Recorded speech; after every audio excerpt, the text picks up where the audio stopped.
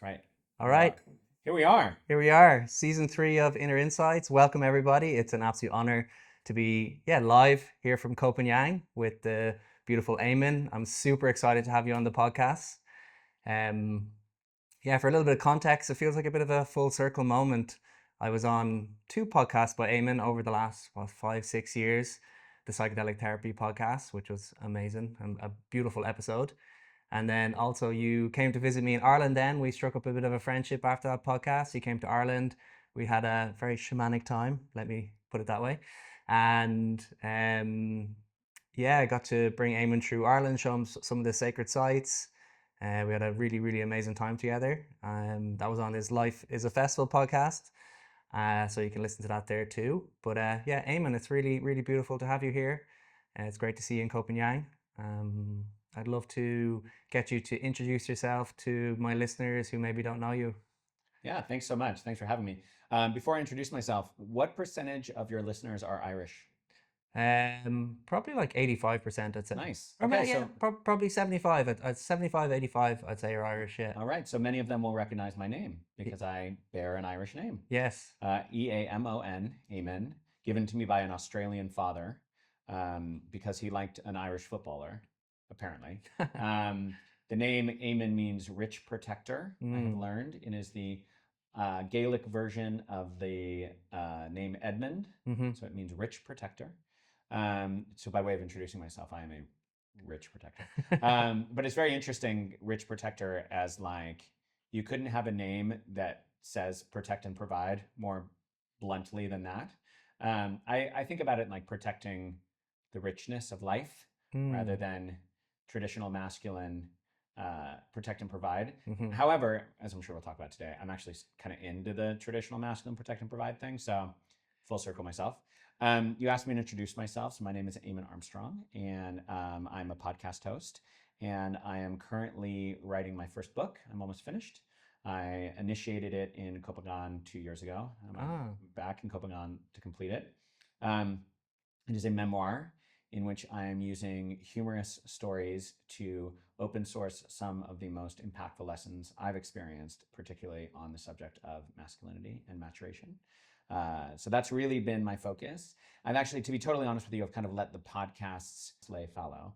But I technically have 3 shows. Life is a Festival, which you are on, which is the longest running and the most personal. The Psychedelic Therapy Podcast, which is, for a time, was quite a big audience in the psychedelic world, although I haven't really done so much with that.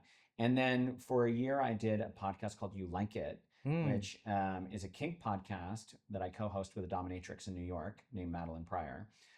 We have just completed season 1, and that's on pause at the moment, but we did a beautiful 15 episodes of Kink, and we can talk about that today if you like. So podcast host, aspiring author, and general sort of world traveler, festival enthusiast, transformational growth junkie, although I'm slowing down in my middle age. But overall, grateful, integrated man to the best of my ability. Beautiful. It's so wonderful to hear like all of these areas that are so passionate and so edgy, and you find yourself like gracing a lot of the communities that I'm so interested in as well, the sexuality world. You're pretty solid in the burner community as well. You're like probably one of the foundation pillars there, as I see it. Very nice of you to see it that way. I wouldn't call myself foundational, but I've been going a long time. Yeah. How many burns have you done? This was 15. That's pretty foundational. Yeah. Well, I am technically considered a cultural collaborator by Burning Man. Oh, great. That is my official role, which just means that I make content and that they would like me to make content that is supportive to the organization, which I'm happy to be supportive to them. Yeah, upholding the culture and the values and the ethos. Yeah. So you have the sexuality kink world and the masculinity world, which I'm very interested in as well, men's work and men's personal development, and then also the psychedelic sphere. So you have all of these wonderful spheres and communities you're gracing. Where's the kind of the aliveness for you right now in life? Like which one is like the most invigorating or inspirational? Yeah. So not any of the ones mentioned. I tend to like stay while it's edgy, and then when it starts to get a little bit more accessible, it's less titillating. That's how I feel about psychedelics at the moment. Yeah. Love psychedelics, love the experience, and very excited that they're more mainstream and that people are able to explore themselves more freely and that laws are changing, that sort of thing. I love that. As an industry, I find it less stimulating to work in. You asked what's most juicy. The mythopoetic. I'm in the mythopoetic. I'm in my mythopoetic era. And for me, I've done a lot of men's work. I've taught a lot of workshops. I've been in that space. And I think the space of masculinity is the most interesting when it comes to how I can be of service. It's almost like the kink and the psychedelics and the festivals are the access point. Yes. And then the mature masculinity through a mythopoetic lens is the real payoff. And it's funny, as you get older, you tend to want to be more interested in service and legacy and contributing. And that feels like a bit of a trope, but of course it's a trope because that's how it works. And I'm thankfully, I don't know, thankfully, but I'm appropriately moving out of my hero phase, which you've read King, Warrior, Magician, Love. We've talked about this, right? Yeah. Hero being the last archetype of boy psychology. Moving out of my hero phase, I think actually quite out of my hero phase at this point, and just wanting to be a contributor and want to help out. And I guess the thing that is most alive to me is a mythic approach to life. And my beat, the thing that I care most about, the effect that I want to have in the world, is aspirational masculinity for the left and for particularly woke, emasculated nice guys who want to be good men who are supportive to those around them and inclusive and helpful, but have found some of the narratives around progressive values to be inhibiting of their sense of self and growth. And so, yeah, I like helping dudes these days.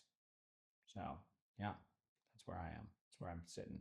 Amazing. Yeah, I think it's been a big passion of mine, and it's really big work. I think, you know, the mythopoetic men's movement of the 1980s kind of, yeah, instilled a lot of the early men's work I did, you know, reading Iron John, and then also listen to Michael Meade, and the work of Robert Glover, you know, No More Mr. Nice Guy.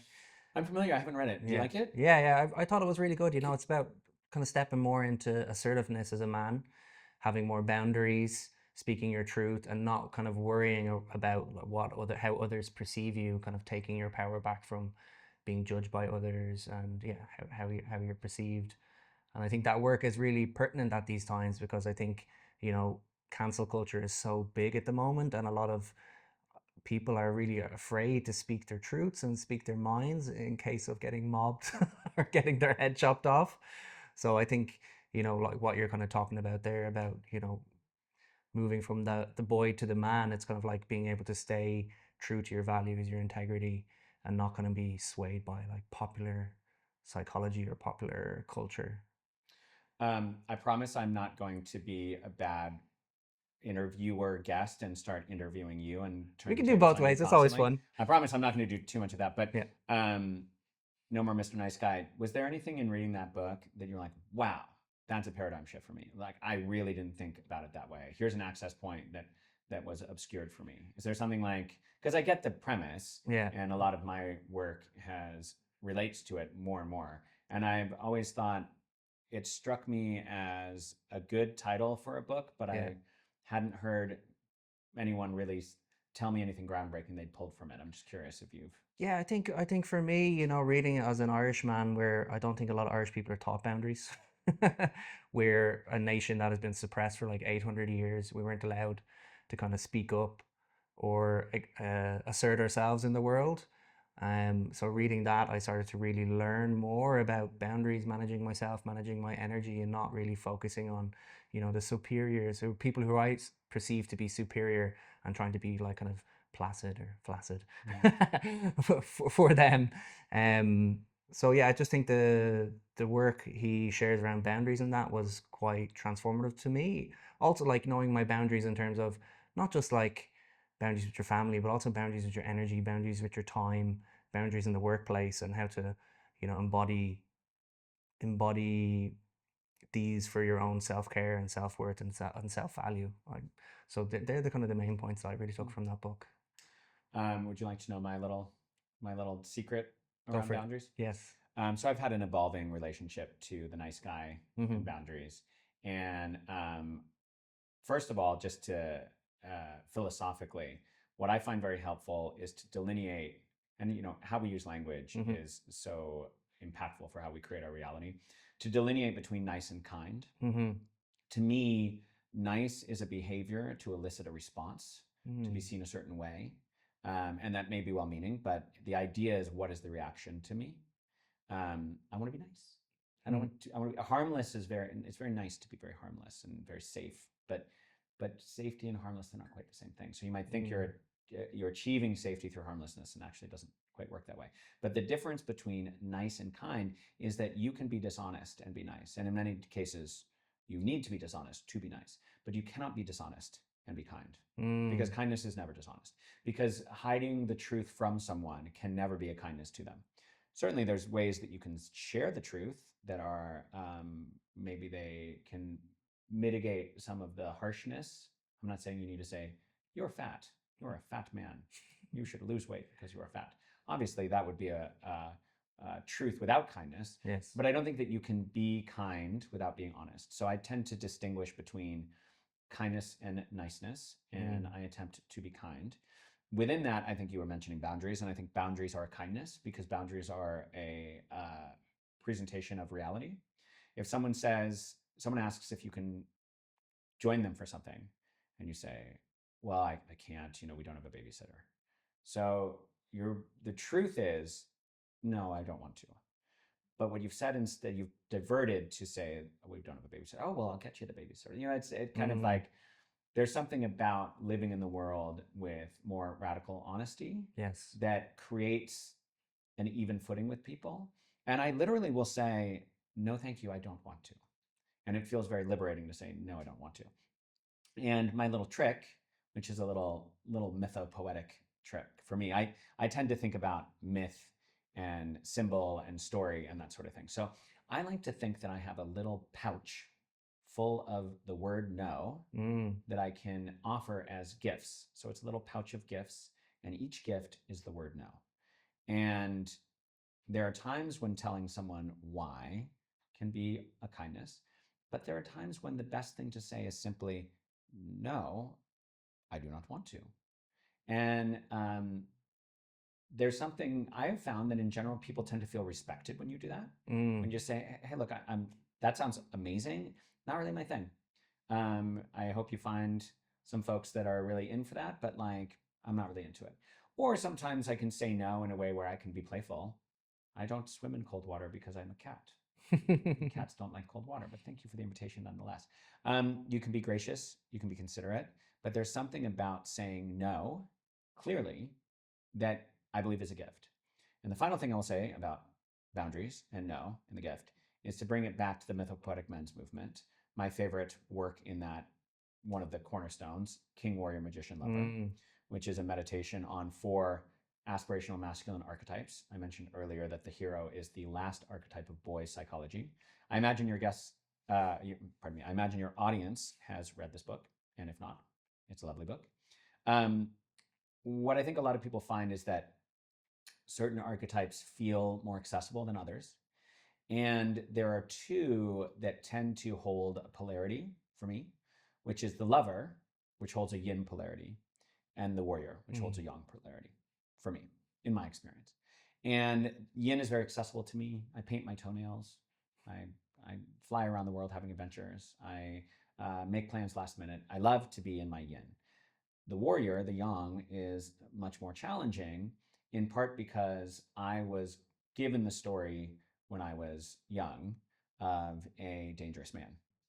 The warrior is most challenging for me because I was given the story of the dangerous man. Do not be the dangerous man. The most important thing that you can be is not to be the dangerous man. The most important thing that you can protect the world from is, in fact, yourself, which is a very interesting way of relating to power and protection and strength. If the most important thing you can protect the world from is yourself, then the best thing you can possibly do is, in a sense, disarm yourself. to take away your own power, to not be at a risk of rage and therefore not access anger at all, to not be at a risk of violation and therefore redirect your sexual energy away from reality altogether. Very much the story of my self-negating, in fact, wokeness in many cases. Kind of emasculating almost, isn't Yeah, it? and self-emasculation, of course. Yeah. Now, the warrior is the archetype that is the antidote for this, because the warrior is the healthy expression of anger, the healthy expression of boundaries, the healthy expression of fighting for justice. And you cannot fight for justice without the strength of a warrior. Mm-hmm. And there is a certain self-trust necessary, particularly in the world that we live in today, to access one's anger for the sake of righteousness, and to be able to do so in a way where you are calling in accountability and calling in support of others and calling in proper collaboration. Because of course, we cannot necessarily, it's not black and white. You can't say, okay, I'm healed and now I can always trust myself. I think accountability is very important. But the warrior brings boundaries, and the boundaries come from anger, not the expression of it, but the emotional North Star that emerges when you allow yourself to feel anger. No, I don't want that. No, that's not okay. No, you cannot put your hand on her shoulder. That is not acceptable. And then the no doesn't have to be, I'm going to now punch you in the face. The no is simply, this is a clear, assertive boundary. And I'm going to tell a story and then I'm going to pass it back to you. I was having lunch with my ex-fiance many years after I ended the engagement, because I was in no way ready to marry anyone and I had no idea who I was or what I was doing. And I'd done a great deal of work around gender and integration. And we're eating outside, and a twitchy man comes to tell us what we should order from the menu. Now, of course, we are completed with our meal, and I always want to be compassionate to people who appear to have mental health issues in public. But so I was gracious and said, hey, we finished eating and we're in the middle of a conversation. Would you mind? And the man ignored me, continued, and then he put his hand on her shoulder, which to me, that was the boundary there. And I said, excuse me, that is not okay. You need to move along. He took a couple of steps. He turned around to walk back, and I stood and I said, have I not made myself clear? You need to move along. And he did. And it wasn't a violence, it wasn't a provocation to violence. It was a clarity that I was in control of the situation and that I was holding boundaries for the woman that I was with. I sat down, I looked at her, Kelly, my ex-fiance, and she was fanning herself. She's like, that was hot. I was not in any way capable of doing that when we were lovers, holding that kind of boundary. And that came from the healthy expression of my anger, the healthy feeling of my anger, the trust of myself to say, okay, I'm not going to go like fight this homeless man. I have no desire to do so. And I have a judicious understanding of a situation where I can hold a protective role in my larger physical body without needing to prove my bravado or escalate the situation, but simply to say, these are my boundaries. So when I think about what I consider my constituency, the beautiful, kind-hearted, nice guys who I increasingly wish to speak directly to with new media offerings and my memoir. Nice does not equal kind. Harmless does not equal safe. Integrated maturity, I think, is what creates the kind of masculinity that creates the safety that we want, creates the kindness and inclusivity. And we'll talk obviously more about this today. I can offer some examples of this in our current cultural climate. But the evolution from nice guy to integrated man is, I think, absolutely foundational for the world we're in at this moment. Yeah, absolutely. Well, beautiful story. Many avenues there I could take. But that's because I spoke for a very long time. But there's this idea, I think there's that quote, boundaries are the distance I can love both me and you simultaneously. And when I heard that, it was kind of like a big reframing that, if somebody offers me a no, it's not necessarily a rejection of who I am, but it's ultimately them taking care of themselves. And you use kind of anger as an example there. And I think a lot of people are afraid of their anger. because maybe when they were growing up, they saw anger leak out in shadowy ways and become explosive and violent. So this is the real work of self-mastery, is being able to see what's going on a deep level, the emotion, and then not react to it, but use it as a fuel to charge and shift and change your reality. And in that story, you clearly did that. You were able to hold that anger and you were able to embody it and then direct it in a constructive way.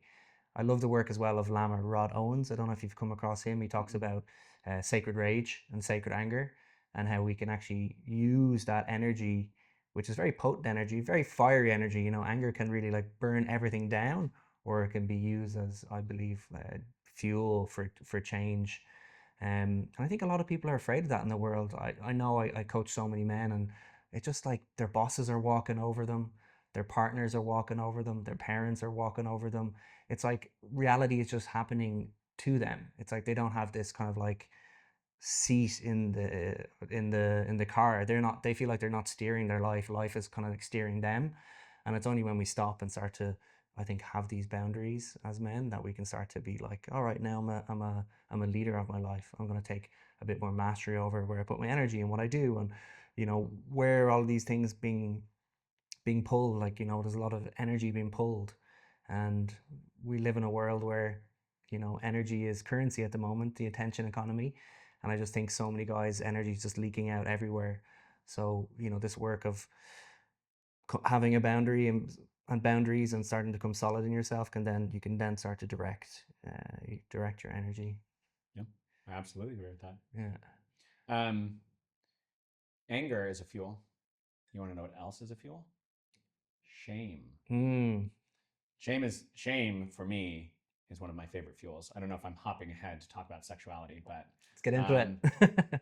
As we speak about anger as a sacred fuel, yes, I think a lot about shame as erotic rocket fuel. And they both require the same thing, which is proper containment. Mm-hmm. Without containment, we have leakage. Leakage causes harm, whether on a small scale, whether you're giving a young woman the ick because you're lingering where you clearly should not. That is a leaking of sexual energy that can create harm, however mild that is in that moment, or however it doesn't feel like it's having an impact. It does, and it has an impact in terms of how people view you, how you view yourself, and just the sense of safety that women or not to be heteronormative to the object of your desire has in the world. But within the proper container, you can burn the fuel of shame into extraordinary pleasure. And this to me is the foundational offering of kink, which is if you can build your containers with great impeccability, increasing impeccability, so you're constantly building more and more impeccable containers. Within those containers, you can allow types of play that otherwise would be unallowed. And instead of expressing your sexuality in fantasy and pornography and that sort of thing, you can actually play games with people who turn you on of the subjects that maybe you're a little bit afraid of. And a big part of my work as a Dom, I'm a Dom, by the way. Did I seem like one? To the pink shirt? Broke the fourth wall. As a Dom, impeccable containment allows the burning of the erotic fuel of shame, both for me and for my lovers. And in the same way that anger can be harnessed to not only create a better world around you by fighting for justice, by holding predictable boundaries that allow people to know where they stand, the playfulness and the liberation of exploring shame in a sexual container that is safe can really be alchemizing in terms of one's sense of self and in terms of how one shows up in the world. And a huge part of the narrative that I am currently almost finished, the story of my life to this point, is this lesson offered in scene-based storytelling for my readers. Amazing. Like I just love this world of sexuality and kink. I've been exploring it the last 5-6 years, in and out of trainings and different spaces. And I think I can speak for maybe Ireland more so, but kink and sexuality still has a heavy stigma around it. It's almost like shadowy, and it's done in like dark clubs and basements and all this kind of stuff. But I think people have to realize that yeah, there should be no shame in exploring different parts of yourself, your different sexuality. And it's not, I think as well, you know, a real reframe is that, you know, the world of kink and sexuality, it's not necessarily all for hedonism and pleasure, although that is there and it's wonderful, but there's actually amazing healing in those spaces, isn't there? Yes, with a caveat. I don't personally think that it is ultimately beneficial to approach erotic play for the purpose of healing specifically. Yes. Healing comes along, Mm-hmm. but, and I want to be careful about how I use my language here because I don't want to diminish anyone's experience. Um, I once interviewed a dominatrix named Colette Prevet, very famous woman who trains women, doms, in the Bay Area. And I asked her, you know, do you ever heal the kink? And she said, well, that's not the point. You don't heal the kink. Mm. The kink heals you. And so, yes, there's healing in these spaces. And I think that there's healing anytime you create a space for liberation. Yes. Because so much of the wounds in our psyches are wounds of self-policing and wounds of rejecting the truth of our divinity in each and every one of us, in our hearts and in our expression in the world. So it's all healing. Mm-hmm. But I worry about the idea of someone entering into a kink space to say, I'm here for healing. Yeah. I think that can absolutely happen. I think it inevitably happens to a certain degree. But I think something is lost. It's almost like a medicalization of something that is itself about animal expression. Mm. So I would be interested if someone had a pushback on that, because I'm, you know, I don't like to do universal prescriptions, but I just feel like you might be missing something if kink becomes one more box on your wellness checklist. Absolutely, and it kind of brings up the into my mind the, you know, the whole psychedelic sphere as well. How it's all almost become the same. It's like people are just coming. I'm just here to cure my depression. I'm just here to cure my anxiety. It's like, oh, psychedelics are so much bigger than that. You know, there's like amplifiers for your consciousness, for your soul. There's like a spirit to them. There's like so much more than just like I'm here because I got this like clinical diagnosis and now I wanted to go away. I think it's kind of that's what the thought kind of comes to me. Well, and I think with a lot of healing, it's easy to misunderstand what you are healing, Yeah. you know, and when the healing is done or when a different tool is necessary. Um, I I used ayahuasca for a long time, and then it ended up being the wrong tool at a certain point. It's very easy to get into the cul-de-sac of the healing journey, and you can say, I have this malady and I wish to uh, address it through peak experience. It's very easy to then become addicted to those peak experiences and find that you have completely obfuscated the very thing that you were trying to heal to begin with, which is often an alienation from life and self. And while you may not consider yourself depressed or addicted to the pain pills you were addicted to, it doesn't necessarily translate that, okay, you're done. I think what is more often the case, was certainly been the case for me, is that one's relationship to these things evolve. So, for example, anxiety used to be a poison that I wanted to cut out of my belly. Mm. Now it is a signal, brings a lot of wisdom. For one thing, it is a signal that I have had too much coffee. Same. Why? On an empty stomach. Why are you drinking so much coffee that you feel anxious? Yeah. Like, and I'm in the wrong scenario. I'm with the wrong person. Yeah. I'm forcing myself into a place that isn't right for me. So sometimes anxiety feels like intuition. And to be clear, I have clinical anxiety according to the the Western doctors, and it's very uncomfy. Mm-hmm. But is that the whole story? Mm.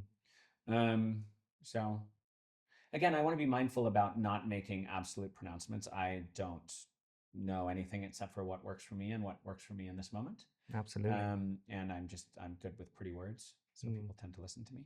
But part of why I wrote the book the way that I did is I don't want to say, here is my universal prescription for masculinity, Yeah. or for depression, or for anything rather. But here are things that worked for me, and here are some entertaining stories, even if you don't find anything helpful. Mm. Well, thanks for that. Yeah, kind of like a bit of a segue into um, touching on more of the kind of where men are at the moment in 2026. I think there's like definitely been a collapse in gender roles for a lot of good reason, but I think it's left a lot of men kind of unsure about where they stand in relationship. And I know the rise of like the polarity work is coming out now, you know, like the work of David Yates has been going on for a number of years. Now John Wineland, it's like kind of really popular at the moment, like to be in the kind of the masculine sphere, but I think a lot of men are also like missing the other side of the polarity too, which you kind of touched on, being both the yin and the yang.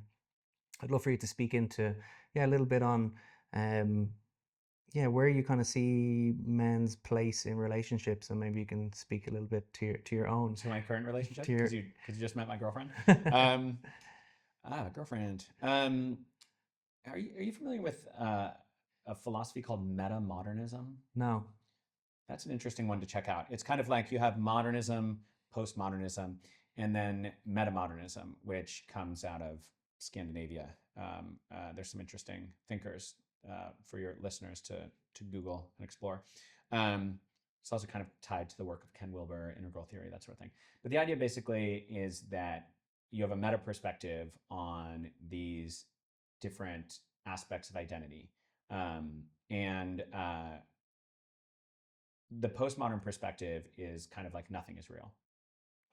There is no truth. And the metamodern perspective is that there are truths, things are real, but you have more agency in how you want to relate to them. And so the idea of a polarity of masculine and feminine, to me, is delightful to play with. It should not be used as a cudgel to dominate people, which is the way that the more aggressive forces on the right, particularly in my country, seem to be using it, but rather another tool for liberation. So there was a time for me when it felt liberating to be very feminine and to be very androgynous. I like to joke. I have a photo of me with one dangling earring and like hair that goes from purple to blue and a sort of ombre, and I look like the prettiest little lesbian at the festival. And there was a time that that was a frontier of exploration for me, the integration of my inner feminine and the expression of her in the world. There's a time and a place for all things, and I think part of the soul's journey, and I tend to ascribe to a pretty Jungian perspective on the path of the soul's individuation and maturation in the world and sort of integration of different aspects of self. There's a time for all sorts of things. And the meta-modern perspective, as I understand it, and if you are a meta-modernist and you're listening to this and I have got it wrong, you are welcome to yell at Dara. The meta-modern perspective is that gender is in a sense democratized. You get to choose where you want to be, but this polarity is real, and where you choose to be will have certain effects. And you can't very well say, there is no gender, it's all socially constructed, and therefore there are not going to be these forces at play, which are so obvious in the world of these kind of polarities with masculine and feminine. And so I don't think about masculine and feminine as some kind of like esoteric or spiritual thing per se. I think about them in terms of a kind of Taoist view of yin and yang, Yeah, masculine, feminine. You can access different polarity in different ways. And I think about it like life to be a game. So for me, there was a time when integrating my feminine was the most fun game in town. And then there was a time when becoming a daddy dom and being in a reclamation of the tyrannical masculine, but in a playful way, that was super fun. And that allowed me to access parts of myself that I was conditioned to hate, but only in the context of well-held conscious kink, which is important clarity. And if your audience is not familiar with that, conscious kink, or risk-aware conscious kink, RAC, is an important approach to this kind of play. So a caveat there, don't just jump into it, study. There are people who can help you.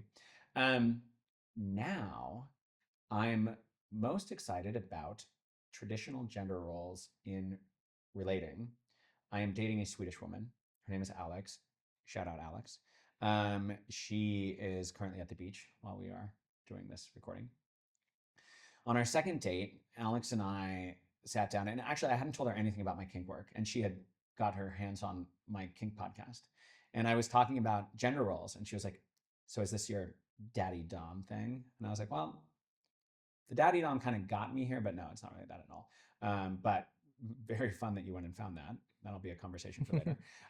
What I mean is that I think that a consensually chosen heteronormative traditional gender relationship dynamic could be very effective for me. And I wanted to explore it. And I was like, basically, are you into this?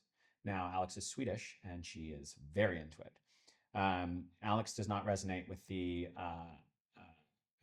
forced egalitarianism of her culture. And she likes the masculine bravado and the sort of cheap, well, she likes Americans, Americans with mustaches, and dad vibes. But she very much wanted to explore traditional gender roles. And so what does that look like in a conscious way? Not trying to inhabit antiquated structures, but actually saying, okay, if we take up this polarity, what does it look like? And so the way that we think about it is, if we are branches of government, together we are the legislative, but I am the executive. And as the executive, I am of service to the relationship, not me and not her, although both of us are obviously important, but I am the executor of the relationship.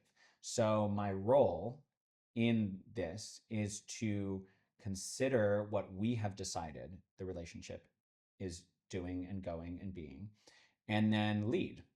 And so what I enjoy in my traditional masculine role with Alex is protect, provide, and lead. And so what that looks like is I take care of logistics, I pay for things, I have the resources to do that, and I enjoy doing it. And I generally create a yang polarity that allows her yin to respond to my yang. And you know what's so interesting about this? Actually, this is the first time I'm saying this, because it's the first time I'm really articulating it. So thank you for that. I spent 6 weeks on this island living in a transgender expression. So I was my girl self with my pink toenails and my pink scooter and my little beach shorts. And it wasn't about how other people related to me. It was just about, like, what does it mean to be fully yin, fully feminine, allow the world to enter into me, to be penetrated by the world, and to ask for the world to come to me.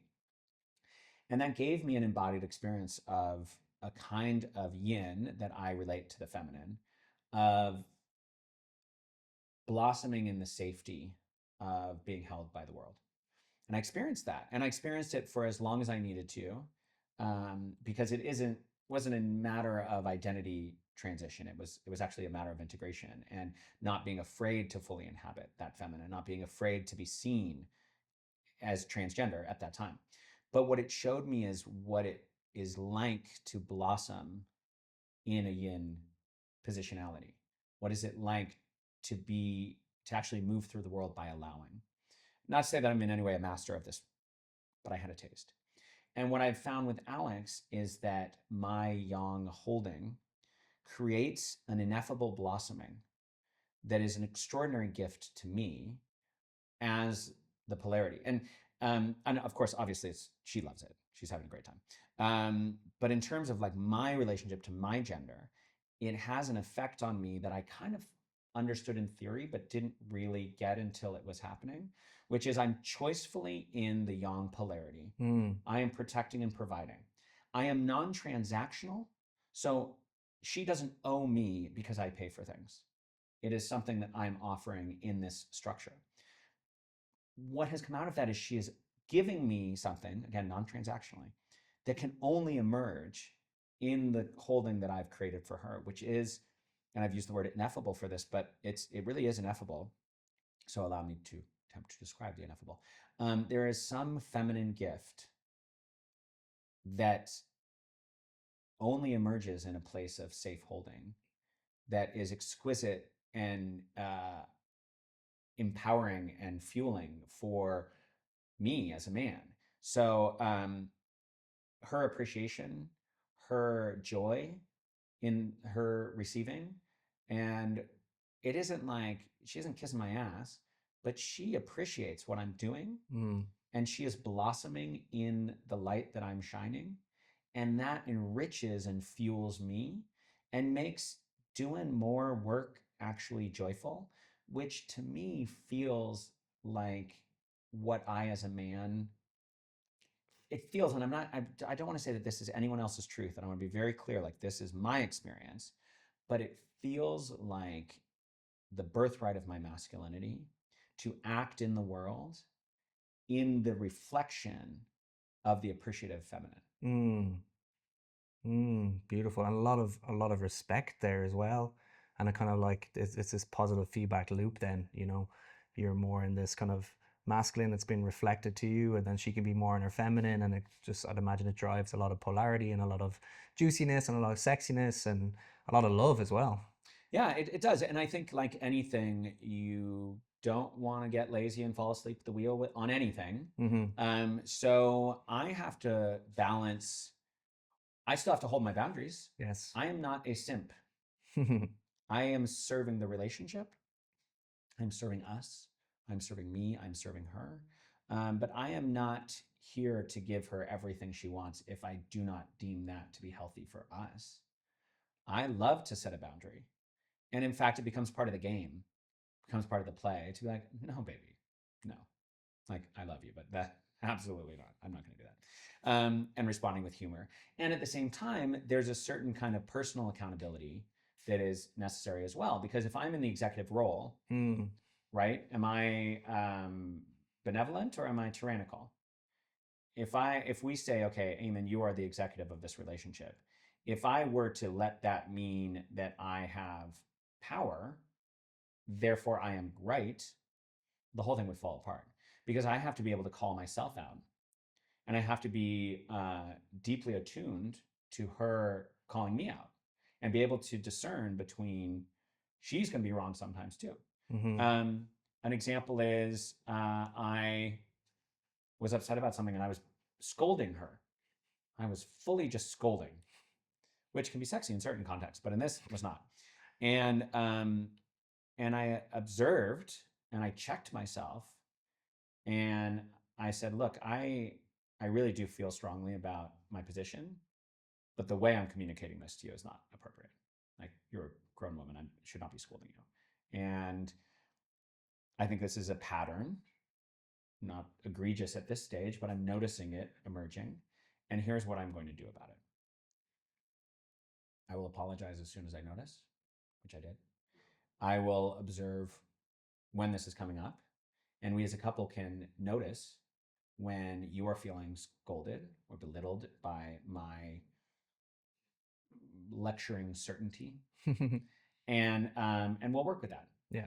And then what I do with that is, and I'm sure your listeners are not going to be surprised that I've got one of these, I take it to the men's group. And the men's group is an absolutely vital component for all of this. Because I don't, in the role that I've taken with Alex, I don't want to collapse with Alex. I don't want to bring her my raw uncertainty. It's fine. I want her to be fully informed. So it's not like I'm not hiding it from her, but I don't bring her the experience of my collapse, the experience of my raw uncertainty. I bring that to my men's group and I bring that to my primary mentor, Benjamin. And I workshop it there. And then I return to her with the fruits of that labor, and I say, look, it's become clear to me through, accountability from my men that I'll be, I'm not going to keep constructing a sort of example of it, just be a little more general in this sense. But I've gone to my men and we've talked about it, and it seems pretty clear that this thing that's emerging with us is coming from this place in me and requires this kind of behavior. And I want to make, I tell you, I'm committed to engaging differently, and here's how I'm going to do it. Whatever. Rather than, baby, I'm so sorry. I can't believe I did that. I'm such a, such a piece of shit. Like I promise I'm going to be different. I don't want to promise her I'm going to be different. What I want to say is, here's the pattern I've identified, and here's the strategy that I'm going to implement that I've workshopped with the men who hold me accountable. That's my tool. So coming back to your initial question about gender roles and polarity and that sort of thing. Life is a game. It's all a game. It's all a game, and you die. And that doesn't mean that suffering isn't real and isn't, that there isn't gross injustice that must be addressed, of course. But life is game. Personal growth is a fucking game. It is not a race. It's like a dance. It's like a play. So right now, in this moment of my life, in this relationship, which is going well, I'm playing with these gender roles and with this polarity. And I'm offering as a gift to those who care about my intellect and my offering to the world. I said that in the least intellect way. Let me try that again. Look at me. I'm like, my intellect. And then I just fumbled the whole sentence. For the people who listen to my shows, want to read my book, what I have to offer is my own self-experimentation. Not for the sake of optimization a la Tim Ferriss, although blessings, he's offered a great deal to the world, but what can make life more playful and more free, which is why I have the Life is a Festival podcast, although I'm rebranding it as I'm moving into a new phase. But what can make life feel more playful and liberated? In this moment, similar to a mind made free with discipline, traditional gender roles between me and my mega hot Swedish girlfriend are potentiating my yang in a way that is allowing me to inhabit a kind of clarity and purpose that bleeds out into everything else in my life. Deeply rewarding. I mean, if you asked her, she would tell you it's going great. And she's finding, she works for a nuclear reactor startup. So like she has masculine opportunities in her life, certainly. But when she's here with me, she is absolutely not in her masculine, and she's grateful, and I don't need her to do that. And if I needed a timeout, I always can just be like, timeout. I'm sick. I want to be baby. Can I be baby? Let us hold all things lightly. Well, yeah, that's a few different points there. It's like I find a lot in the men's movement, there's almost like this performative, like masculinity, where men are kind of like, no, you always need to be in, the dominant, the make decisions. She wants to be led. And it kind of like really cuts you off then from a huge part of yourself, and it almost like becomes like theatrical. I've seen some kind of the men's movements where, you have to like punch each other in the face to show your masculinity, and like, or shout at each other, shout in each other's faces. And like, I don't really agree with that. There's also can be like a softness in it as well. Well, I think that really coming back to the idea of the game, have you read Finite and Infinite Games? Oh my goodness, that is a great one. Lovely book. Anytime I see anyone in a performative role, the first thing I feel is compassion for the protector part that's doing that role, right? So like, if you felt totally free, you wouldn't do that, because you don't have to, because no one has to. You don't need to perform. So the first thing I feel is compassion for whatever wounds are, feel that performance is the right strategy. I've had that great deal of time in my life. I've had a performative relationship to things. I was the king of performative vulnerability for many years. So no judgment. Yes. Like, it's all part of the process. I mean, the performance is a stage in the game. So it's great. It's fine.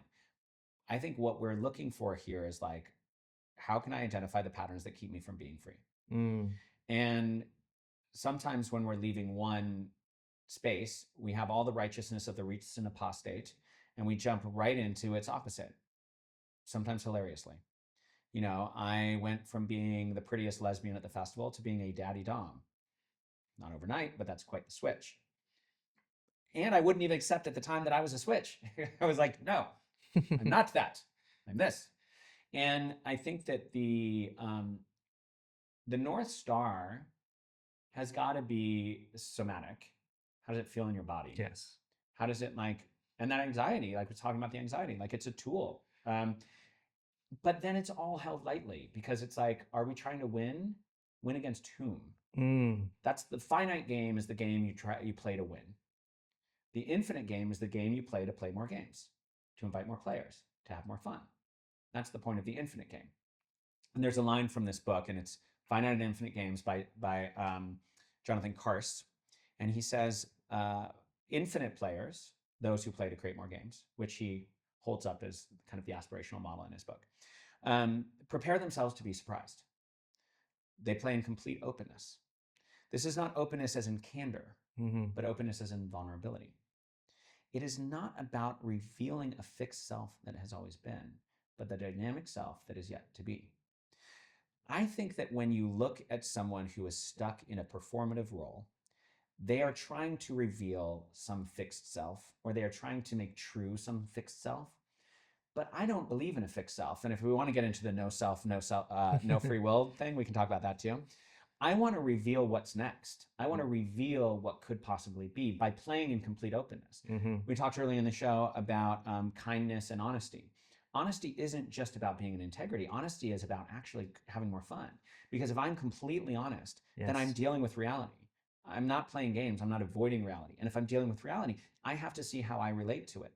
Who do I become in the face of the world as it is? And if I'm totally honest about myself, I will see myself more clearly. And I will learn, as we always do, that what we think is the self is not real. And then we get into the whole no self thing, which is, if you want, actually, you asked at the beginning, what's yummy for me right now. I love the no free will, no self, and the liberation therein. That's very juicy for me right now. Not sure if you want to go in that direction. We'll tease it before we get into that. I think with relationships and sexuality, how I understand it, there's no one size fits all. No, it's for each of us to like figure out. And I think it's wonderful that you share those examples to the world, because it shows you what is possible and what is potential and what works for you and what works for you in your dynamic and with your partner. I want to touch a piece on like kind of like feminism and how it's kind of maybe the pendulum swung a bit too far, where what I hear is that a lot of women are almost, they fought so hard for like equal rights and to be like equal in the relationship, that now they're almost like blocking themselves from being able to go into this kind of like dynamic and this polarity of masculine, feminine. It's almost seen as like weak to be what's the word, submissive, or weak to be led. They want to orchestrate and stand up for themselves. And what's my point here, kind of like, yeah, they're like they're resisting that traditional role, where I think deep down maybe a lot of women are looking for that. They're looking for their man to provide the safety, provide the structure, be the executive one in the relationship, make the plans, organize the dates, take the relationship, by the we say in Ireland, by the scruff of the neck, like bring some directionality into it.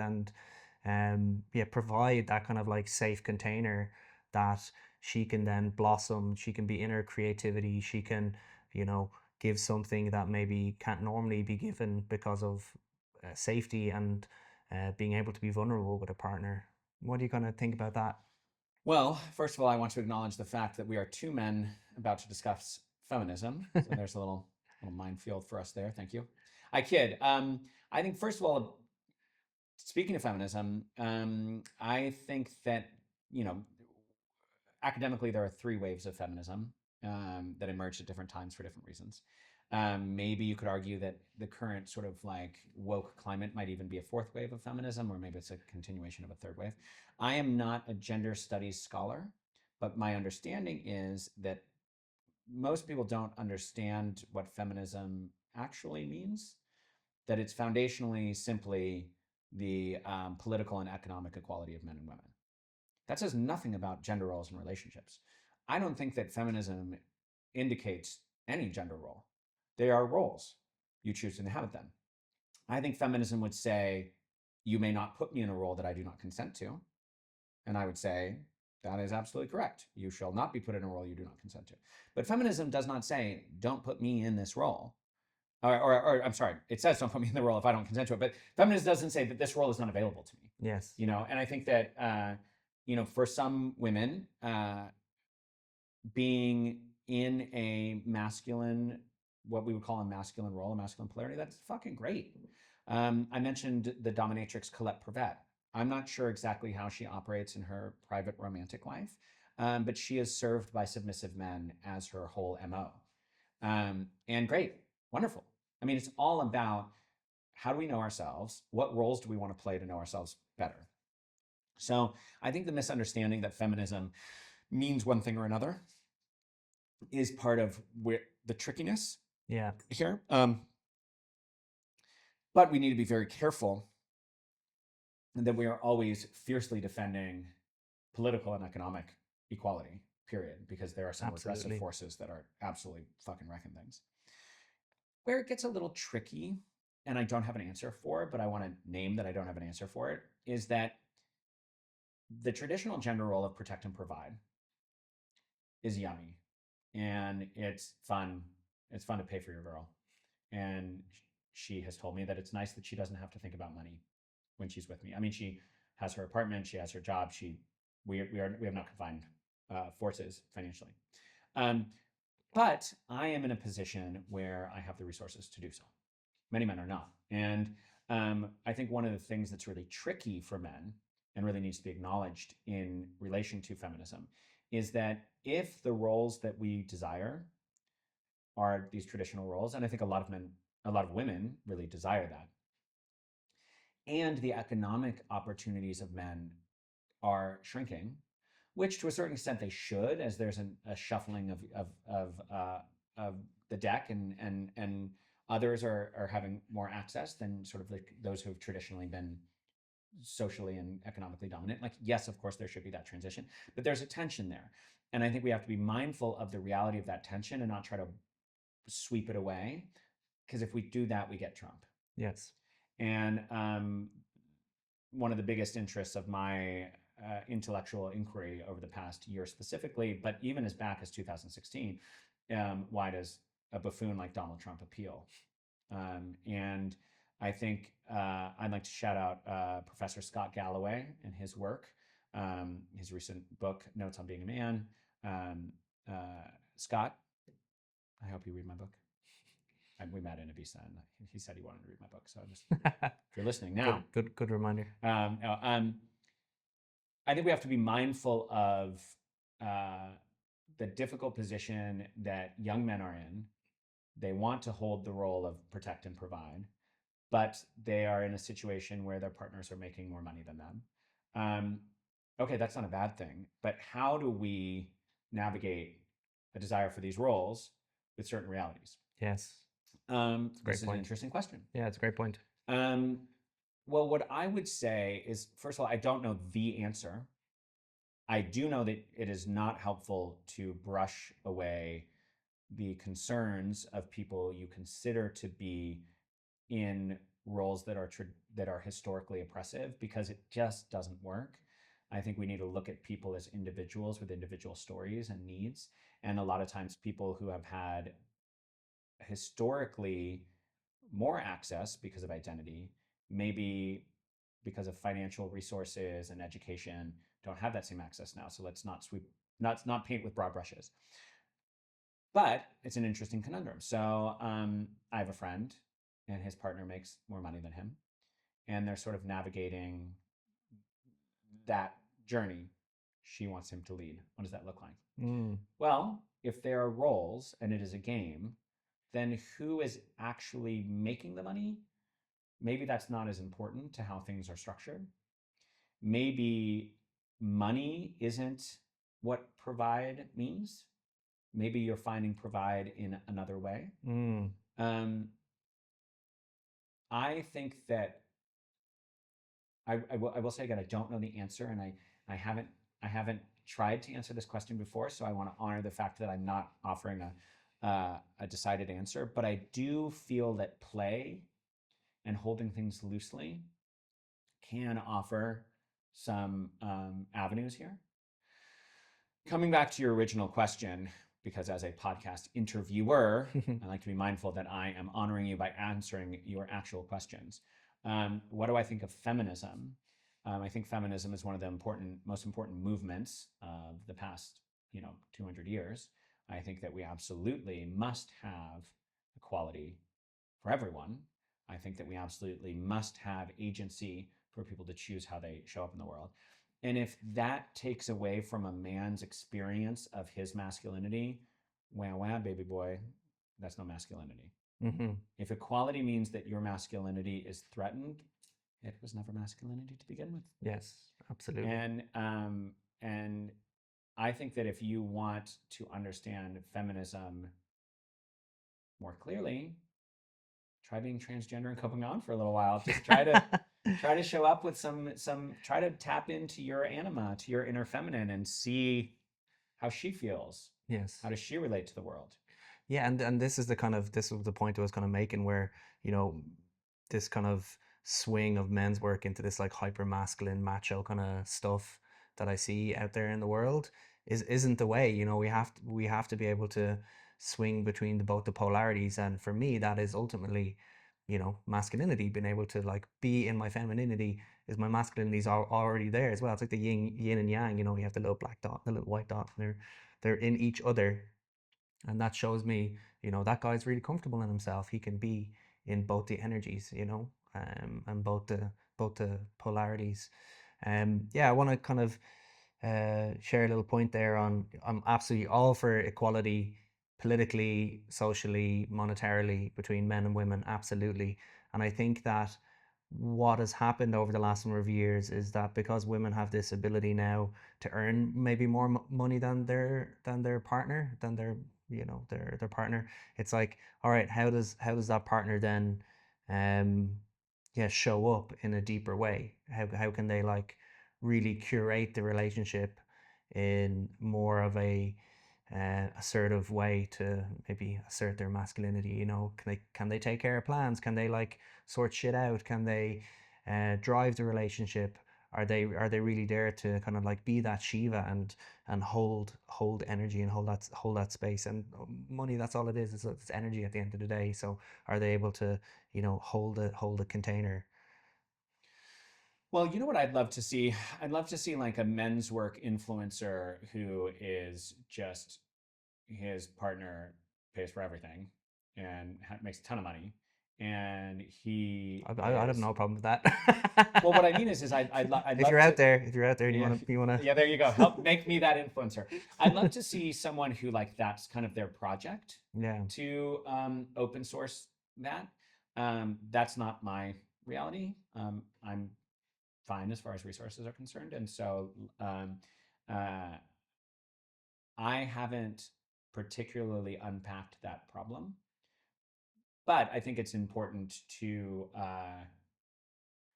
don't default to the simple, because you'll find yourself stuck, but rather, how does this unusual situation, this situation that's different than I expected it, how does it call me to excellence? yeah, And I think this is something for young men.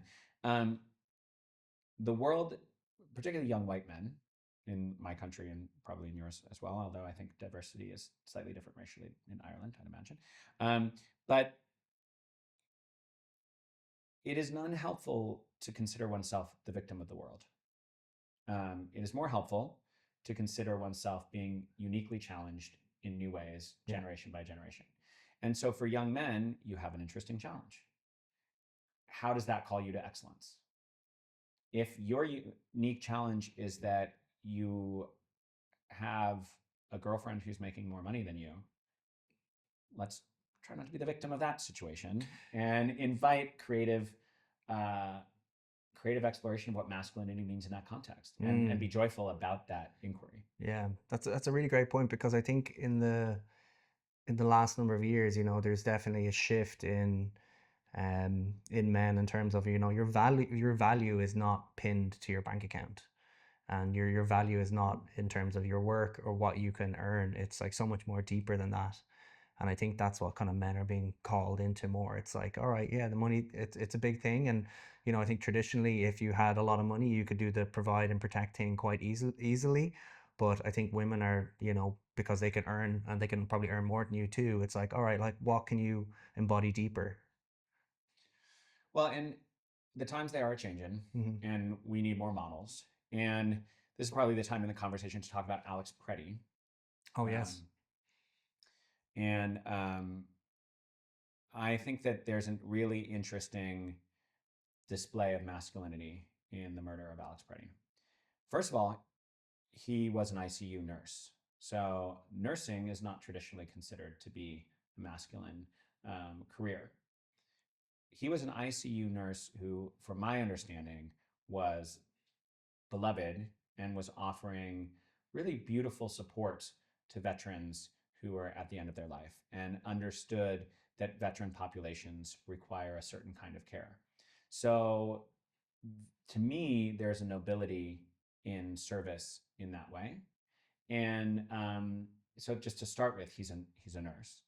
And then I think most of your listeners have seen these videos. That, it's kind of what everyone's been talking about.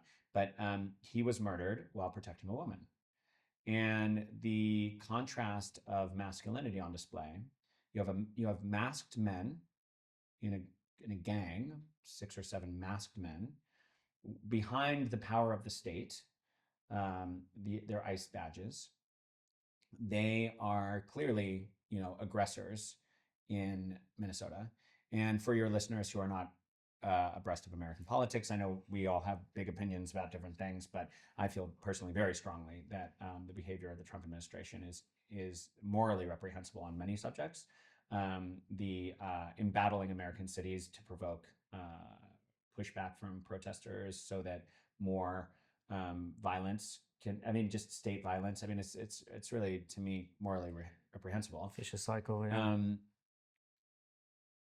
But just like the image of Alex Preddy, you can see a woman's pushed to the ground. He goes to help her back to the ICE. I want to say officer, but my desire is to say goon. He's holding up his hand. They are pepper spraying him. They pull him on the ground, beat him, and then shoot him to death in the back. Okay, so who is the man in this? Who is the aspirational masculine figure? Now, I think in a sense, Alex is a kind of martyr. Obviously, he lost his life. But who would you rather be? Mm-hmm. Would you rather be the coward who shot this man in the back?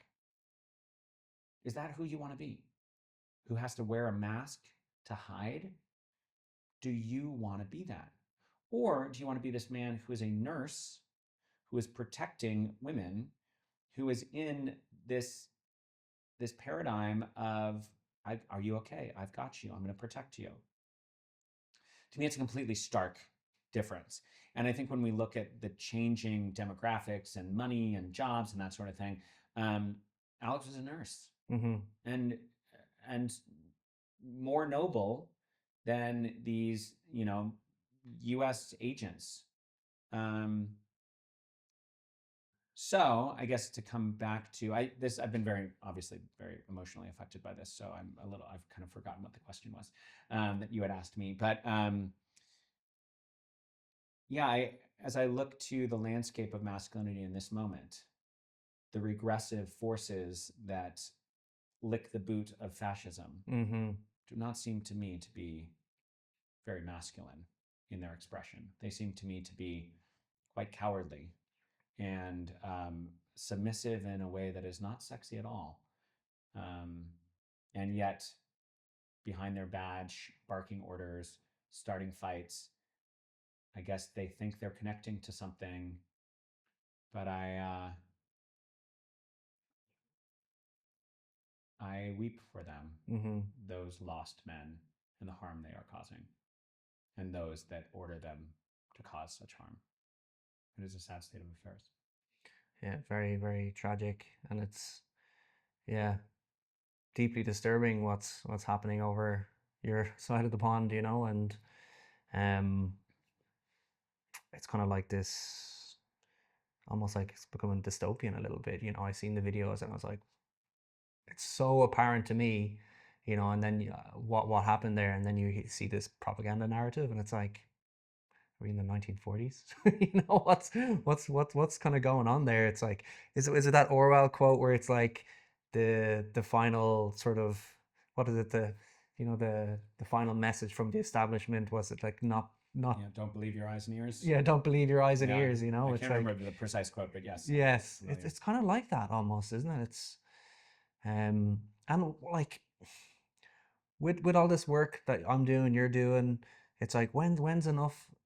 When is enough enough? You know, when are like all of these men, when are they gonna stand up? When are they gonna really, like, I don't know, move out of this place of apathy and make a difference? And I speak for this in Ireland as well. It's like some of the stuff that's been happening in Ireland, it's obviously not as violent, but there's like massive rates of homelessness, people can't afford houses, medical care. It's like, and we let these people just take charge when it's morally wrong. It's like, you know, Ireland's definitely being sold as a business almost, you know what I mean? It's like we're losing massive amounts of housing to foreign investors, and then Irish people can't afford to buy houses. It's a huge issue at the moment. And then the price of food, and we're exporting so much food again. It's kind of like we're almost like disempowering ourselves from the inside again. Well, this is not only a big question, I think it is the big question. I'm a big fan of this quote from the Talmud. Do not be overwhelmed by the enormity of the world's grief. Mm. And then I forget the middle section. Live humbly now. It invites you to do certain things. And then at the end, it says, you are not permitted to walk away. No, it's like it is not your responsibility to finish the work. Neither are you free to walk away from it. Mm. And what I find most helpful is that it's still a game. It's still this experience of life that we get for, 80 summers. That's what we got.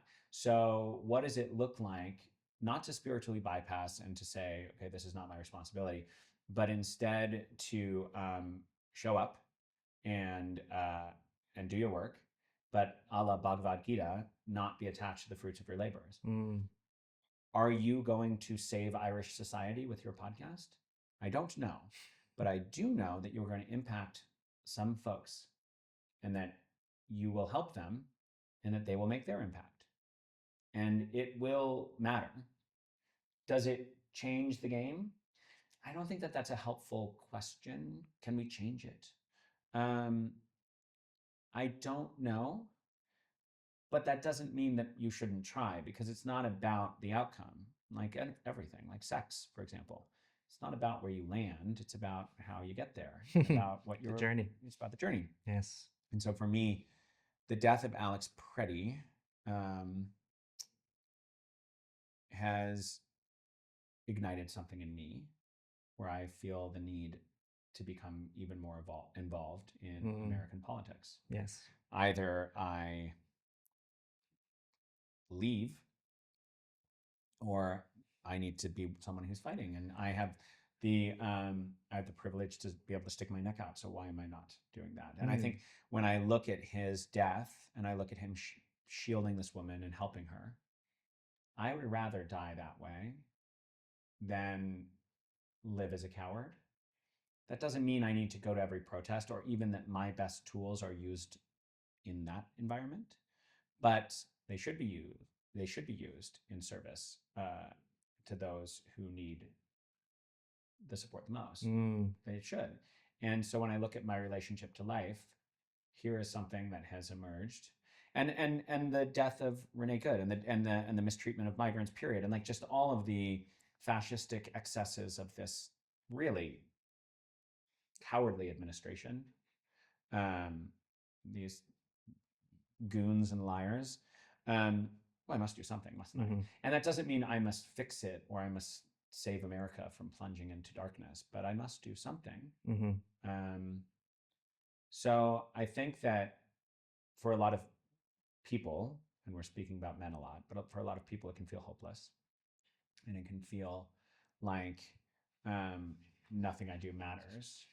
But I think the most important thing is to have purpose, regardless of the outcome, and to strive according to your values and your truth, and see who you become as you strive.